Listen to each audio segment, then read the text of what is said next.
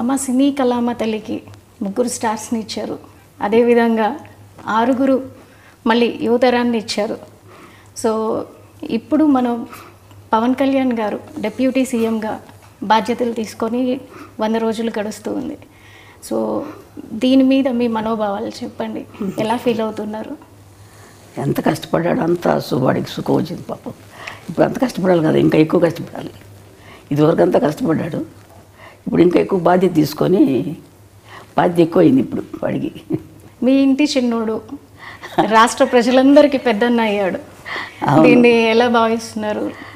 ఆయన బాధ్యతలు సంతోషంగా ఉంది. అంత కష్టపడ్డా వాడికి భగవంతుడు మంచి ఇది ఇచ్చాడు, అదృష్టం. ప్రజలకు సేవ చేసే భాగ్యం ప్రసాదించాడు. 10 ఏళ్ళు అవుతుంది ఇప్పటికి ఆయన స్థాపించి. 10 ఏళ్ళ నుంచి ఇంటికి దూరంగా చాలా పీక్లో ఉన్నటువంటి కెరీర్ని పక్కన పెట్టి రాత్రింబవళ్ళు ప్రజలతోనే ఉంటూ ఆయన ఎక్కడ ఉంటే అక్కడ, కొన్ని ప్రాంతాల్లో అయితే కనుక ఆయన నేల మీద పడుకున్న రోజులు కూడా ఉన్నాయి.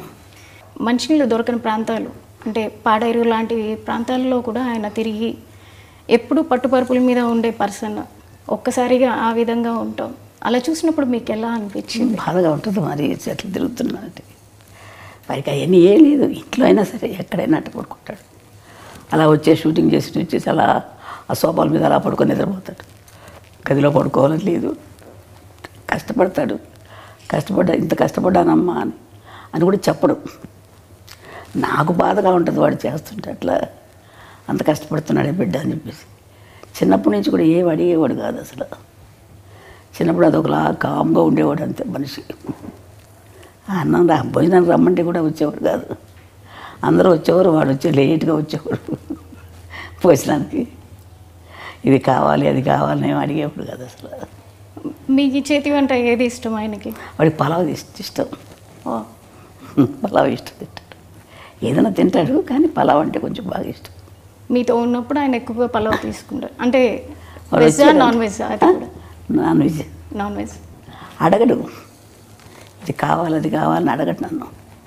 ఏది నాకు మనసు ఒప్పగా చేసి పెడతాను, పెట్టాలి కదా వాడికి పాపం, ఏది అడగడని చెప్పేసి.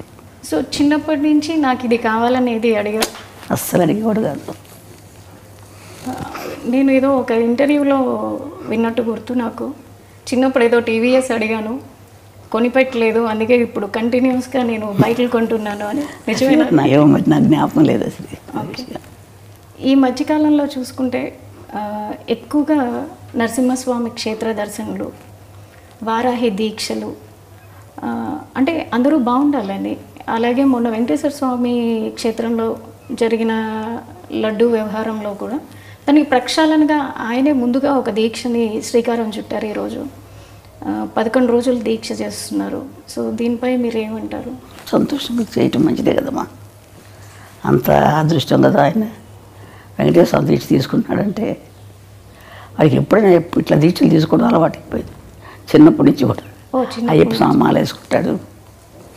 నాకు నేను వెళ్దామంటే ఒకసారి నేను వెళ్ళాలి నాన్న అని చెప్పంటే నా కోసం అయ్యప్ప స్వామి మాల వేసుకున్నాడు, దర్శనం చేసుకొని వచ్చాము. వాడికి ఎప్పుడు చేసుకోవాలన్నా ఇష్టం పాప మా అబ్బాయికి. సో చిన్నప్పటి నుంచి ఆయనకి దైవభక్తి. అలాగని దేవుడి దగ్గర ఊరికి దండాలు పెట్టేసి పూజలు ఏం చేసేవాడు కాదు. వాళ్ళ నాన్నగారు పూజ చేసినా కానీ ఏదో కాస్త ప్రసాదం తీసుకునేవాడు తప్ప వాడందరికీ వాడు ఎక్కువ పూజలు చేసేవాడు కాదు. ఇప్పుడు కొంచెం పెద్ద అయ్యాక తను పూజ చేసుకుంటున్నాడు. యోగ నరసింహస్వామి గుడి అని విన్నాము. పవన్ గారి అన్నప్రసన్న కూడా అక్కడే జరిగింది. అక్కడే జరిగింది. దానికి సంబంధించి వివరాలు చెప్తారా? మేము తిరుపతి దర్శనానికి వెళ్ళాం. నేను మా వారు మిగతా పిల్లలందరూ తీసుకొని వెళ్ళాను. వెళ్తే అప్పుడు 6 నెలలు కరెక్ట్గా జరిగింది. ఆ రోజుకి వచ్చింది 6 నెలలు వచ్చింది కదా, ఇక్కడే అన్నప్రాసన చేసేద్దాం అనిపించింది నాకు మనసులో. ఆయన దగ్గర ఎప్పుడూ ఒక కత్తి ఉంటుంది. ఈయన పోలీస్ ఆయన కదా, కొంచెం పోలీస్ డిపార్ట్మెంట్. ఆయన దగ్గర చిన్న కత్తి ఉంటుంది. ఆ కత్తి పెట్టి ఏదో పుస్తకాలు ఉంటే పెట్టి దేవుడి ప్రసాదం ఇచ్చారు, ఆంజనేయ వెంకటేశ్వర ప్రసాదం. ఆ ప్రసాదం పెట్టి అక్కడే యోగ నరసింహస్వామి దగ్గర పడుకోబెట్టేసి చేశాను. చూసి పడుకోబెట్టి ఇక్కడే చేసేద్దామంటే అని అన్నాను ఆయనతోటి, మా వారితోటి. ఇంకా అంతకంటే అదృష్టం ఏముందిలే అని చెప్పి వాళ్ళకి చేశాను. చేస్తే ఆయన కత్తి పుట్టుకున్నాడు. ఓ తర్వాత పెన్ తీసుకున్నాడు. ఓకే. అంతే. సో దాన్ని ఎలా చూస్తారు మీరు? కత్తి పట్టుకున్నవారు కాబట్టి దాన్ని మీరు ఎలా భావించారు ఆ రోజున? ఏముంది, ఏం భావించాను, చాలా కోపం వచ్చిపోతాడు పిల్లడు, ఏదో ప్రజలకి ఏదో చేస్తాడని చెప్పి అనుకున్నాను నేను. అంతే. సో అప్పుడే ఊహించారు మీరు? ఊహించాను, కత్తి ఏదో చేస్తున్నాడు, కత్తి పట్టుకున్నాడు, ఏదో చేస్తాడు అనుకున్నాను. మరి పెన్ను పట్టుకున్న దానికి ఏమనుకున్నారు? అది చదువు తక్కువే వస్తుంది అనుకున్నాను. పెన్ను పట్టుకు వెనక రెండోసారి కదా చదువు.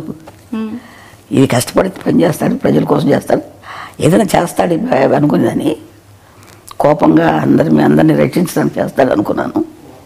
అంటే వాళ్ళ నాన్నగారు బాగా తిరుగుతారండి, ఆయన కూడా పోలీస్ డిపార్ట్మెంట్ కదా, ఆయన బుద్ధులన్నీ ఉన్నాయి ఆయనకి, ఆయన గుణాలే ఉన్నాయి ఈయన కూడా. కొంచెం తిరగటం, కోపం అన్నీ ఉన్నాయి. ఆయన కూడా అట్లా తిరిగేవారు. ఆయన ప్రభావం